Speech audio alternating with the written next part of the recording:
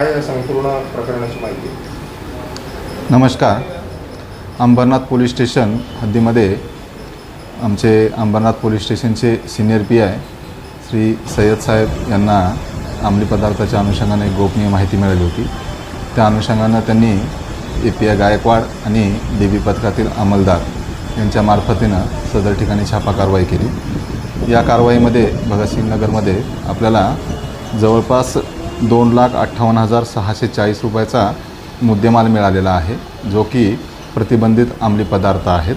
त्यामध्ये आपल्याला पांढऱ्या रंगाची MD अंमली पदार्थ ही 8 ग्रॅम मिळालेली आहे. त्याची किंमत जी आहे ते 1,60,000 रुपये आहे. 80,000ची 5 ग्रॅम रंगाची हिरोईन हा एक ड्रग्स प्रकार मिळालेला आहे. त्याचबरोबर आपल्याला 1,600 रुपयाच्या अँड्रेक्स कप सिरप ज्या आहेत त्या बॉटल्स मिळालेल्या आहेत. आणि जे थिनर असतं, जे की रुमालावर टाकून ते वास घेऊन नशा करण्याचा प्रकार आहे, याच्या आपल्याला जवळजवळ 334 बॉटल्स मिळालेल्या आहेत. सदर याच्यामध्ये आपण आतापर्यंत 2 आरोपींना अटक केलेली आहे.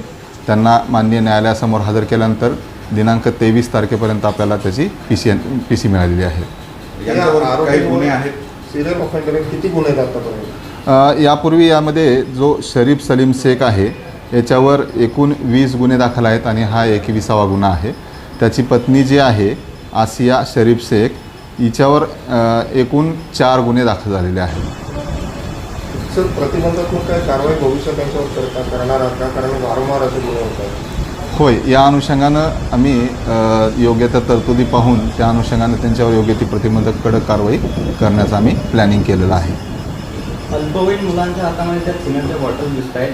याबाबत आपण अन्न औषध प्रशासन किंवा इतर विभागाची मदत घेऊन काय कारवाई करणार? या अनुषंगानं विविध विभागाचं सहकार्य घेऊन त्या अनुषंगानं पुढे त्यांच्यावर काय कारवाई करता येईल.